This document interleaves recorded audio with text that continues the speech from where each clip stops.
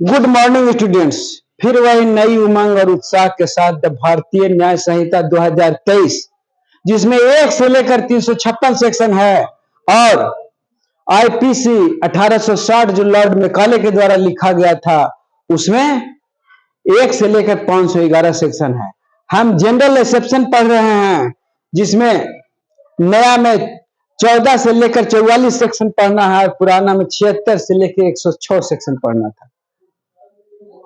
अभी पढ़ने जा रहे हैं right of private defence against the body और प्रॉपर्टी। वो सेक्शन आपको 35 से लेकर के 44 तक है। 34 में जनरल रूल है। Right of private defence of body and property का जनरल रूल है कि right of private defence of property प्रत्येक व्यक्ति को है। There is no offence right of private defense against the act of a person of body and property के बीच में बताया गया सेक्शन 34 में। लेकिन हम आज पढ़ेंगे सेक्शन 36 और 35 में बताया गया बॉडी और प्रॉपर्टी का जनरल रूल है 34 में, और 35 में बताया गया जनरल आपका बॉडी और प्रॉपर्टी के बारे में भी राइट ऑफ प्राइवेट डिफेंस है। अपने बॉडी के बारे में और दूसरे के बॉडी के बारे में आपको राइट ऑफ प्राइवेट डिफेंस है। कोई दूसरे को मर्डर कर रहा है तो आप उसको राइट ऑफ प्राइवेट डिफेंस उसको मर्डर कर सकते हैं। तो हम अभी चलेंगे सेक्शन 36 में। बड़ा ही इंपॉर्टेंट है जनरल एक्सेप्शन का सेक्शन 36, बड़ा ही इंपॉर्टेंट है। अनसाउंड माइंड का है ये सेक्शन कि अनसाउंड माइंड का राइट ऑफ प्राइवेट डिफेंस कितना है ये बताया गया है इसमें। इसलिए इस सेक्शन को बड़ा ध्यान से देखिएगा, एग्जामिनेशन के दृष्टि से बड़ा ही इंपॉर्टेंट है। हम बता रहे हैं कि right of private defence against the act of a person of unsound mind and etc माने पियक्कड़ व्यक्ति भी, जो पिए हुए व्यक्ति है वो कार्य की प्रकृति को नहीं समझता है। कहता है when an act which would otherwise be a certain offence is not a that offence. जो अदरवाइज ऑफेंस होता है लेकिन इस समय ऑफेंस नहीं होगा। ये कारण बाय रीजन ऑफ यंग कि वह यंग हो गया है, इसके कारण से नहीं। The van't Hoff the maturity of understanding, वह कार्य की प्रकृति को नहीं समझ पा रहा है, यही कारण है। अनसाउंडनेस ऑफ द माइंड, अपना पागलपन है माइंड के रूप में, वो पूरा काम नहीं कर रहा है उसका mind. Intoxication of a person doing act और by reason of any misconception of the part of the person, और कोई मिसकंसेप्शन उस व्यक्ति से हो गया है, मिसकंसेप्शन हो गया। Every person has the same right of private defence against the act which he would have if the act bear that offence. कहता प्रत्येक व्यक्ति का उतना ही अधिकार है जितना एक पागल व्यक्ति यदि आपको मारने आया है तो आपको उतना ही अधिकार है। यदि वह पागल नहीं रहता तब वो आपका अधिकार बनता राइट ऑफ प्राइवेट, उतना ही अधिकार है, सेम अधिकार है। तो हम इलस्ट्रेशन में समझेंगे इसको इलस्ट्रेशन कहता है कि Z under the influence of the madness attempt to kill A को मारने का कोशिश करता है। जेड कोशिश मैडनेस अपना पागलपन के कारण। Z is a guilty of no offence, Z guilty तो नहीं है कोई ऑफेंस क्योंकि पागल है ही। बट एक उतना ही पावर है, यदि वो पागल नहीं रहता उसको मारने आता तो उतना ही पावर है, प्राइवेट डिफेंस है, उतना ही प्राइवेट डिफेंस है जितना अनसाउंड माइंड नहीं रहता तब उसका रहता। यानी चूंकि पागल है, मारने आया, अटेम्प्ट टू मर्डर करना है तो वो ऑफेंस नहीं किया, लेकिन आपको भी उतना ही पावर है जितना वो सही रहता। जेड यदि पागल नहीं रहता, सही रहता और आपको मारने आता उतना ही रहता। कहता but A has the same right of private defense he would have if Z were in sense. Z यदि सेंस में रहता तो उतना ही पावर रहता।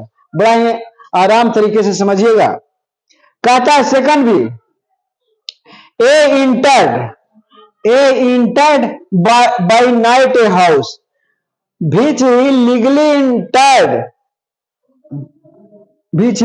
entered टू इंटर, उसको लीगली इंटर वैध रूप से हासिल है कि उसमें घुस सकता है घर में।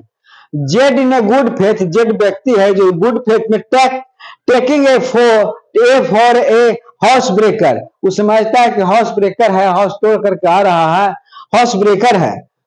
अटैक ए पर अटैक कर देता है। Here Z by attempting A under this misconception, here जो अटेम्प्ट किया है, here Z by attacking A पर जो अटैक किया under the misconception commit no offence, तो कोई ऑफेंस नहीं है, क्योंकि मिसकंसेप्शन है यहाँ, वो समझा नहीं कि वो व्यक्ति हाउस ब्रेकर है, चोर है, डकैत है, और जबकि उसी परिवार का कोई दूर का व्यक्ति था। But A has the same right, लेकिन ए का जो घुस रहा है उसके अंदर, उसका सेम राइट है, यदि वह उसको मिसकंसेप्शन नहीं होता जो रहता, मन जनरल व्यक्ति उस पर यदि अटैक करता तो आपको उतना ही राइट है। A has the same right of the private defence against Z which he would have Z were not acting under this misconception, misconception में नहीं रहता, वो आपको एक्टिंग करता तो उतना ही रहता है पावर, यानी राइट ऑफ प्राइवेट डिफेंस आपको कम नहीं होता है अगेंस्ट द पर्सन, जो अटैकर है, जो मर्डरर है, उसके प्रति कम नहीं होता है। इसमें सीख हमको मिलता है कि हर हालत में हमको उतना ही right of private defence, body पर, अपने भी बॉडी पर है, दूसरे की बॉडी का भी है, अपने प्रॉपर्टी की रक्षा करने के लिए दूसरे प्रॉपर्टी की रक्षा, जो सेक्शन 35 बताता है, right of private defence against the body and property, दोनों का राइट ऑफ प्राइवेट डिफेंस आपको अपना भी है, दूसरे का भी है। मैंने अपना तो बचा ही सकते हैं, दूसरे का भी लूटा जा रहा है तो बचा सकते हैं। तो हमको लगता है इस समझाने पर कि सेक्शन जो 36 है, पागलपन के और इंटॉक्सिकेशन व्यक्ति के प्रति जो अपने करते कार्य को करते समय या तो मिसकंसेप्शन में आ गया है या अपने कार्य की प्रकृति को नहीं समझा, इस कारण उसको फायदा मिल जाता है, नो ऑफेंस होता है, नो ऑफेंस, नो ऑफेंस, उसको फायदा मिलता है। लेकिन अपोजिट व्यक्ति को भी उतना ही power, right of private defence same है, जो वह सेंस में रहता या वो मिसकंसेप्शन में नहीं रहता, तो उस स्थिति में प्योर लॉजिक है, प्योर फिलॉसफी है, law is nothing but only A philosophy. इसको फिलॉसफी को समझना है आपको, और फिलॉसफी को समझ कर उत्तर देना है। एकदम स्वच्छ चिंतन प्रयत्न है, ये स्वच्छ चिंतन प्रयत्न है, निष्पक्ष चिंतन प्रयत्न है। इसलिए हम तो कह दिए law is nothing but only a common से it is a command of sovereignty, या कमांड है सोवरेनिटी पर, बड़ा ही इजी लॉ होता है, लेकिन उसको थीम को समझना जरूरी है। हमको लगता है आप समझ गए होंगे, और नहीं समझ, इसलिए हमको लाइक और सब्सक्राइब तो बनता है, और यदि नहीं समझे हैं तो कमेंट बॉक्स में जाकर कमेंट करिए, मैं दोबारा समझाऊंगा। धन्यवाद, धन्यवाद, धन्यवाद।